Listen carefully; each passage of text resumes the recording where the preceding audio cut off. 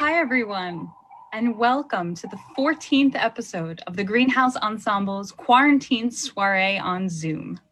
I'm your host, Rihanna Ormelino, and I am streaming live from the absolutely gorgeous city of New York. I cannot believe how fortunate we are to have this amazing weather. I don't know what it's like for all of you who are watching, but here it's been like 68, 70 degrees in November, which is amazing and such a gift to us this week, since we're all going through such a stressful time right now, I feel like, with the election and the pandemic reaching record-breaking numbers this week. It's really wonderful to have this opportunity to go outside. So I hope that you're all taking advantage of that.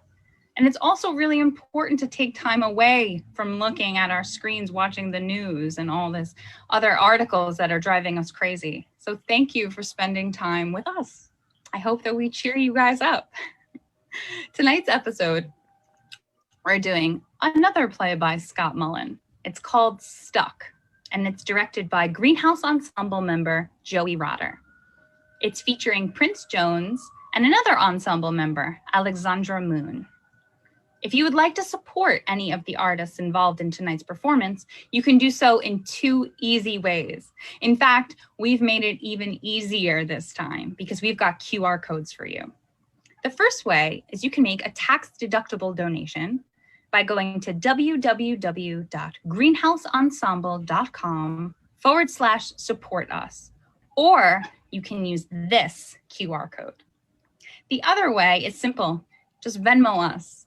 It's at Greenhouse Ensemble, or this QR code. And now, without further ado, Stuck by Scott Mullen.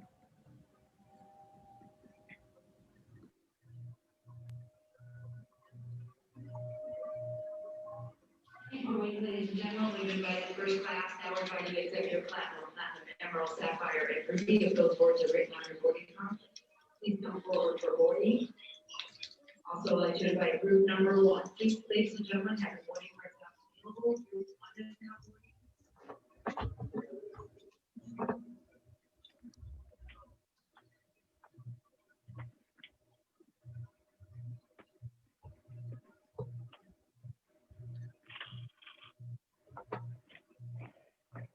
Can I ask you a question?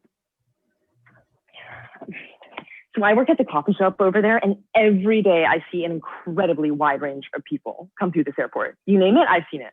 A couple of months ago, this guy walked, really frizzy hair. Half of it was dyed orange, the other half green. Maybe with team colors, I don't know, but it looked crazy permanent. Oh, another day last year, this woman gave birth to twins.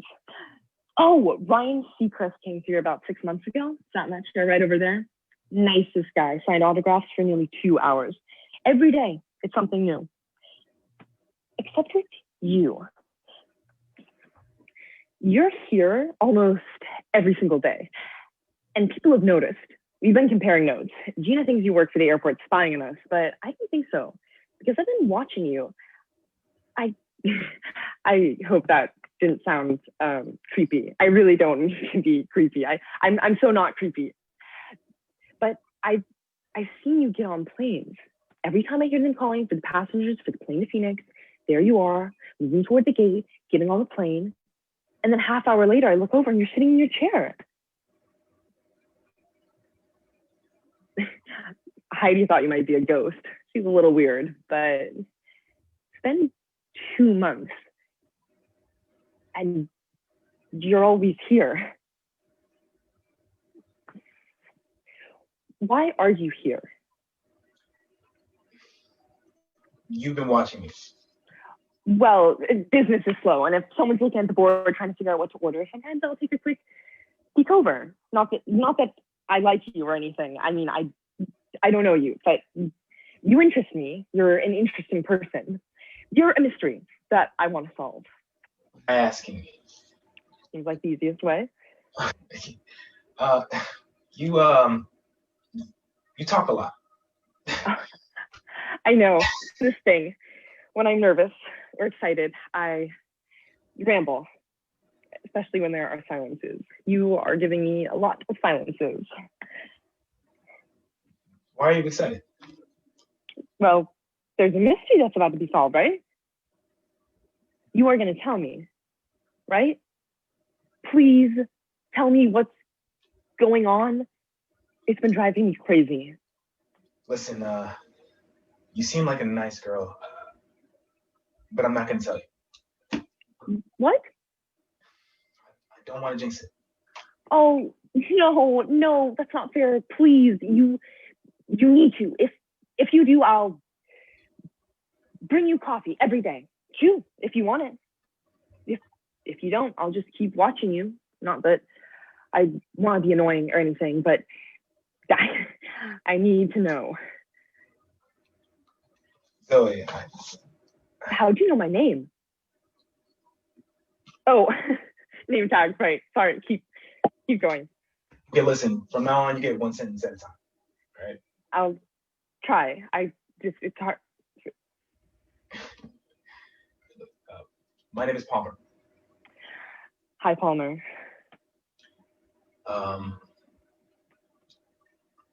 3 months ago, I got back from Afghanistan. I was there for 3 years. A soldier? Yes. Wow.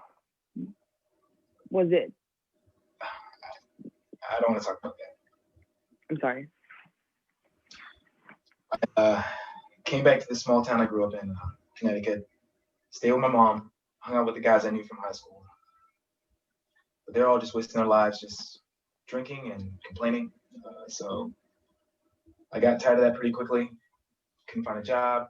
Couldn't find a life. Wasn't happy. But then, my friend Tommy from a unit, he called me and said that he could find me a job in a factory in Phoenix where they make machine parts. He said I could crash on his couch. So I spent the last of my cash on a plane ticket to Phoenix. Except I had to transfer planes here. And when I got on the new plane, they said that they were overbooked. They said if anyone was willing to give up their seat, they give them a seat on the next flight plus $500. $500, you could say no to that. So I raised my hand, I take the deal. Let my duffel bag go ahead to Phoenix without me, and I called Tommy and I told him that I wasn't sure when I'd get there, but I'd give him a call when I did. So the next flight comes later that afternoon, and again, it's overbooked. Again, I take the deal. $500 plus a plane ticket on the flight the next day. I slept in the terminal that night, which is fine. In Afghanistan, I spent, the night in a lot worse places. At least it's warm here. So then the flight comes the next day. Overbooked. Next flight. Overbooked. Again and again and again. For the past 59 days, I've taken the deal and been bounced from the plane 118 different times. $59,000. Can you believe that? I started a bank account in the ATM over there. That's amazing. And every day I tell myself that this is the day I don't take the deal. This is the day I go to Phoenix. But there's nothing for me in Phoenix except a crappy job and an old couch to sleep on. Here I am making $1,000 a day doing nothing but reading every book I ever wanted to read. And I could skip a night here and go to a motel and sleep, but I'm afraid I lose the magic. And then next time I'm on the plane, they don't make the offer, and then suddenly I'm in Phoenix, and that's something else. Something unknown. So that's why I'm here. And you can tell Gina that I'm not spying on her. And tell Heidi that I'm not a ghost. But don't tell them the real story because I don't want to jinx it. I probably shouldn't have told you. Oh, I'm glad you did. It's probably pretty pathetic. No. I mean, can I string some sentences together now? Go for it. Well, I wouldn't want to live in an airport, but you're saving money. And someday you'll be able to choose where you want to go. What do you want to do? What's your life passion? What do you want to spend your life doing? I don't know. But you have time now. You can figure it out. I guess. What would you do if you were me? Me? I'm totally the wrong person to ask for that. I've never even been on a plane. Since I was born, I've lived in a house half a mile that way, listening to the airplanes flying overhead, wondering where they're going. I walk to the airport, walk home. I don't think I've been more than 20 miles from this spot right here. Sad, huh? Oh. It is, though. Look, you're young. You'll go places. I don't think so. I didn't go to college. My job isn't that good. I don't have a car, can't afford a car. My mother charges me rent. And every day I see people going places or coming back from somewhere exciting. And even if they're tired, they have this glow, you know, of moving places, of going places I can only imagine. I'm stuck here. Maybe it's nice I came over, because it's nice to have this weird connection with someone. Not that you're stuck, but you're here like me, day after day, and I take you're stuck any night of the week, because someday you'll be unstuck, and then soon you'll be gone. Oh shoot, I need to get back. My break's over. Thanks for letting me ramble and for telling me your story. I guess I'll see you later until I don't, but I'll keep looking.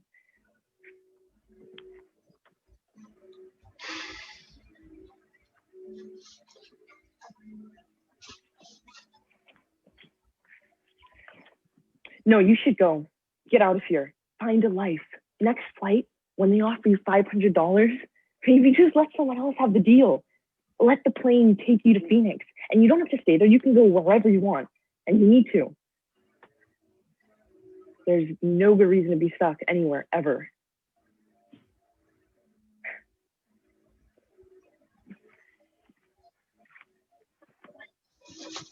Zoe, I want you to take a ticket. What?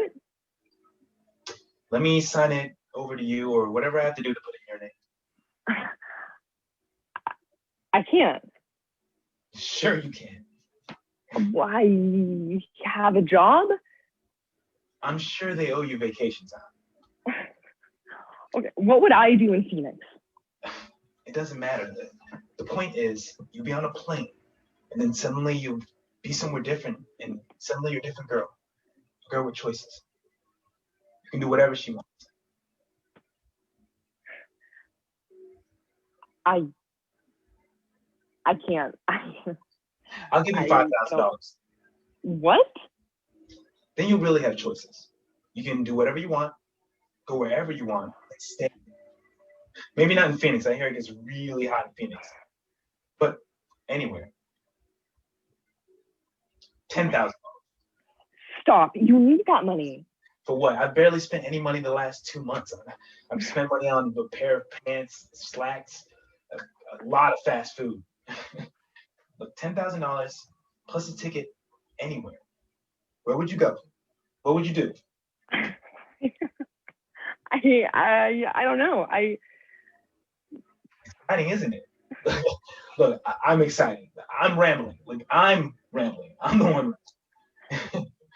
But what are you gonna do? I mean, you give me your ticket, you're stuck now. You don't have a choice. I don't, and I don't know what to do. It really is exciting. It's amazing. Yeah, it is. So, tell me what you want to do. I want to see the ocean. I've always wanted to see the ocean. Take my shoes off, toes in the sand, toes in the surf. East Coast or West Coast? West Coast, California. That's amazing. That's a plan. Oh my God, I can't believe I'm doing this. I'm jealous. I'm really jealous. You could come. What? Do you want to see the ocean? Yeah, I don't know how to swim. Neither do I.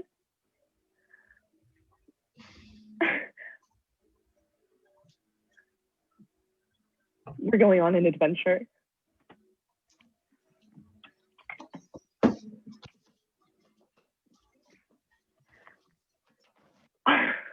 Let's go find a ticket counter.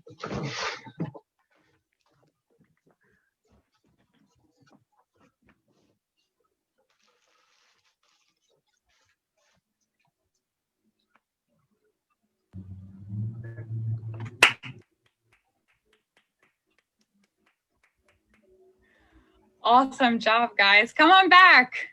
Look at these cool set you guys have here. Let's get the actors here. Let's get Joey out here. Did we Yay. fool you? They weren't in the same place. Got you. Got all of you at home. Did it work? Actually, I don't think they can tell, so you just ruined the illusion. Oh, man. Well, we want credit. We want credit for the hard work we put into making these places look like they're in the same place. Spoiler alerts, right? Wonderful job, guys. That was really great. Thank you.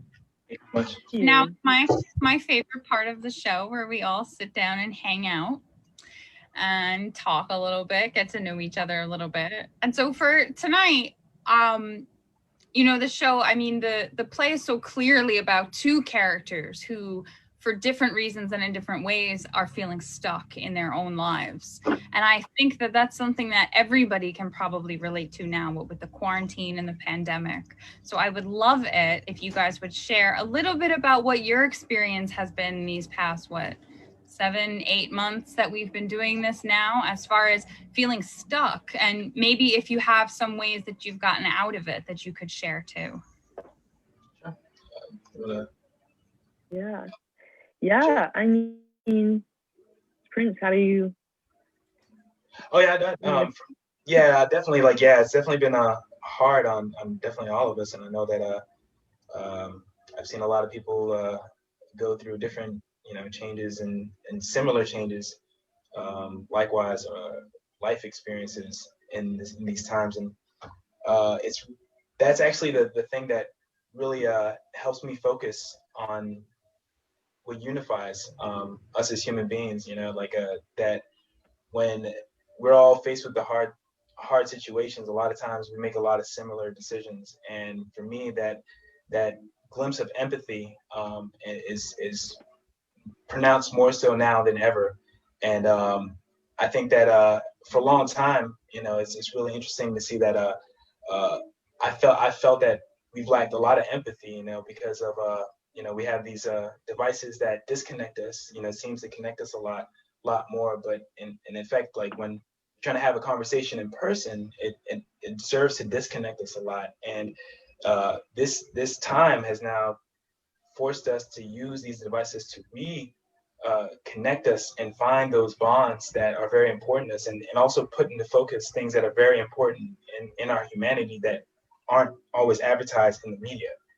So for that to me is like that universal principle that everybody experiences, that no matter what you believe in or what color you are, that everyone goes through those things, and that universal unity is what really strengthened me and focused me to get through these times. Yeah, that's great. That's really great. And it's true. I think a lot of people are, becoming more empathetic, because we're all kind of going through the same thing, no matter who you are, like you said, what color you are, how rich, how poor, COVID is affecting all of us. So it's interesting now. They've really kind of lets us experience something collectively. That's a really cool way to look at it. Thanks, Prince. Alexandra, what do you think? Yeah, I think it's always nice to, I try to have like just keep reminding myself of kind of what you were saying, Prince, that we're all kind of going through that, and that's a comforting thought. I feel like I don't know, I feel like small, like in terms of I don't know, feeling stuck. I feel like doing small routines, even if they're not even related to an art project or something I'm working on, kind of help get me back into motion, to like emotion of doing things. So If I try to just set like small little tasks, like remembering to, like, you know, I have to repot the plant or something that's not related at all to an art project, but it might make me feel like, oh, well, I've done that thing, I can get the ball rolling, and I'll start this and I start that. So I don't know, that is a very specific thing that helps me to get unstuck in these times. But yeah, and also just to remember, you know, what Prince so beautifully said, you know, that we have each other, you know, that's nice. That helps, you know, fellow artists having talks and discussions and calling people up on the phone. I think that always helps to get the ball rolling, or to get you, you know, in a feeling where, in a space where you're not feeling stuck. So that help, those things help me.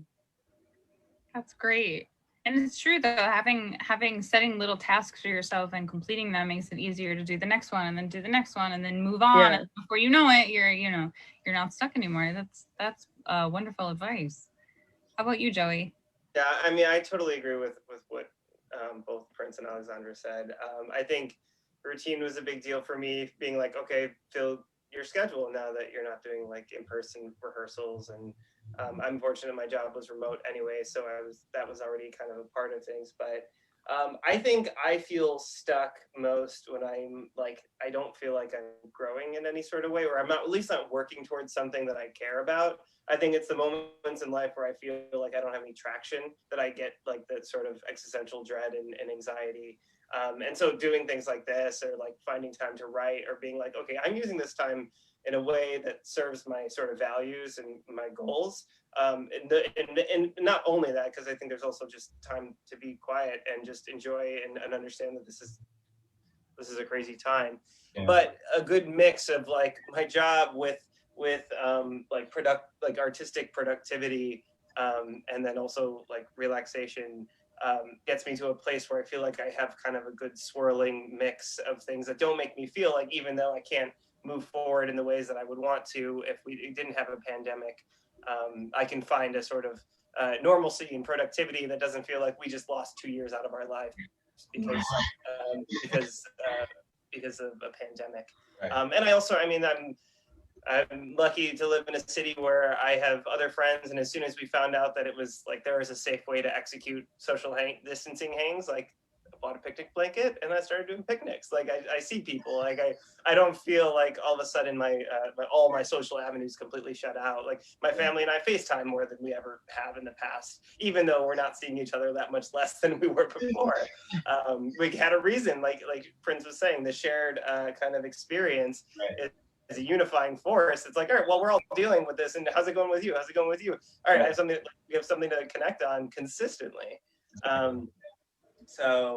Yeah, I think finding the things that you care about and putting time towards them, if that's what makes you happy, and then making the time for it. It's so funny that you say that, Joey, because I find that, you know, my parents live out of town and Hazen's parents live out of town. And I find that we all talk so much more now than we did before. And it's not like it's because we're seeing each other less. It really is just because there's like an empathetic need to hear that other person's voice more than there was before. And I hope that stays, you know. I think that's a wonderful thing that kind of came out of this. So thanks, guys. Thank you for sharing your thoughts and feelings, and for a wonderful episode this week. And thank you guys for watching. It's always wonderful to have you, and the audience is probably one of the most important parts of the arts, because without you, we would have nobody to give all of this to. So thank you for being here. And join us next week for episode 15 of our quarantine soiree, where we're sharing The Button Pushers, and it's directed by Bronwen Sharp. See you next week. Thank you for watching. Thank you, guys. Ciao.